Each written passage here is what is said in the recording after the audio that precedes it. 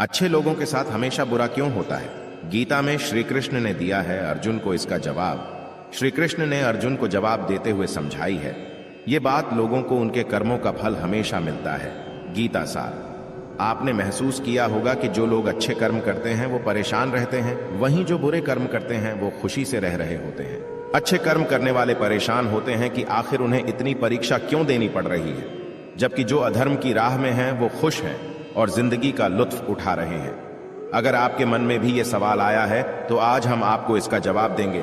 ये जवाब वो है जो भगवत गीता में लिखा है और श्री कृष्ण ने अर्जुन को दिया था। भगवत गीता में वर्णित कथा के अनुसार जब भी अर्जुन के मन में कोई दुविधा होती थी तो वो श्री कृष्ण के पास पहुंच जाते थे। एक बार की बात है, अर्जुन ने भगवान श्री कृष्ण के समीप आकर कहा कि वो दुविधा में हैं और इसका जवाब वो श्री कृष्ण से चाहते हैं। श्री कृष्ण ने पूछा कि क्या सवाल है? अर्जुन ने कहा, मुझे ये जानना है कि अच्छे लोगों के साथ हमेशा बुरा ही क्यों होता है, वहीं बुरे लोग खुशहाल दिखते हैं। अर्जुन के मुंह से ऐसी बातें सुनकर श्री कृष्ण मुस्कुराए और कहा, मनुष्य जैसा सोचता है और महसूस करता है वैसा कुछ नहीं होता है, बल्कि अज्ञानता की वजह से वो सच्चाई नहीं समझ पाता है। अर्जुन उनकी ये बात समझ नहीं पाए। इसके बाद श्री कृष्ण ने क्या कहा वो जानते हैं। श्री कृष्ण ने अर्जुन से कहा, पार्थ, मैं तुम्हें एक कथा सुनाता हूं, उसे सुनकर तुम समझ जाओगे कि हर प्राणी को उसके कर्म के हिसाब से ही फल मिलता है। प्रकृति हर किसी को अपनी राह चुनने का मौका देती है। अब वो मनुष्य की इच्छा पर निर्भर करता है कि उसे धर्म की राह चुननी है या अधर्म की। कथा शुरू करते हुए श्री कृष्ण ने कहा, एक नगर में दो पुरुष रहा करते थे। एक पुरुष व्यापारी था जिसके जीवन में धर्म की बहुत महत्ता थी। वो पूजा पाठ में यकीन रखता था। वो हर रोज मंदिर जाता था और दान धर्म भी करता था और हर रोज भगवान की पूजा करता था। वहीं दूसरा पुरुष बिल्कुल विपरीत था। वो हर रोज मंदिर तो जाता था लेकिन पूजा करने नहीं, बल्कि मंदिर के बाहर से जूते चप्पल चुराने। उसे दान और धर्म से कोई लेना देना नहीं था। समय बीतता गया और एक दिन बहुत जोर की बारिश हो रही थी। इस वजह से मंदिर में पुजारी के अलावा कोई नहीं था। ये बात जब दूसरे पुरुष को पता चली तो उसने कहा कि ये सही मौका है मंदिर का धन चुराने का। पंडित से नजर बचाकर उसने मंदिर का सारा धन चुरा लिया। उसी समय धर्म कर्म में विश्वास रखने वाला व्यक्ति भी मंदिर पहुंचा।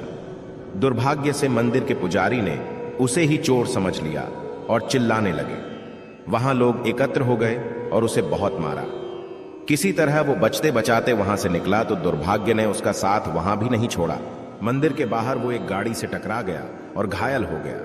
फिर वो व्यापारी लंगड़ाते हुए घर जाने लगा तो रास्ते में उसकी मुलाकात उस पुरुष से हुई जिसने मंदिर से धन चुराया था। उसने कहा, आज तो मेरी किस्मत चमक गई, एक साथ इतना सारा धन मिल गया। ये सब देखकर उसे बहुत बुरा लगा और उसने अपने घर से भगवान की सारी तस्वीरें निकाल दी। कुछ सालों बाद दोनों पुरुषों की मृत्यु हो गई।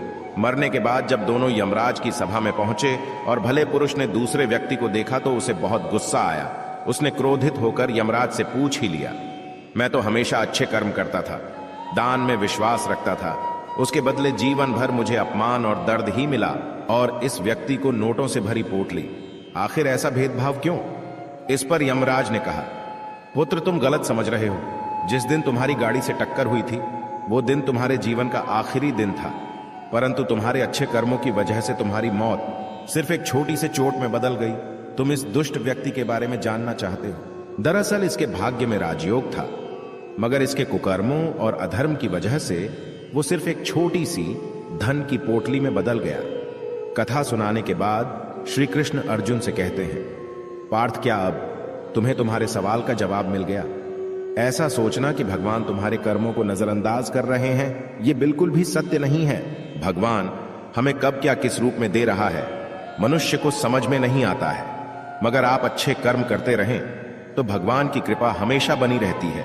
इसलिए अपने अच्छे कर्मों को बदलना नहीं चाहिए, क्योंकि उसका फल हमें इसी जीवन में मिलता है। इसलिए मनुष्य का फर्ज है कि वो हमेशा अच्छे कर्म करते रहे, क्योंकि श्री कृष्ण ने गीता में भी बताया है कि किसी के द्वारा किया गया कर्म बेकार नहीं जाता है, चाहे वो अच्छा हो या बुरा।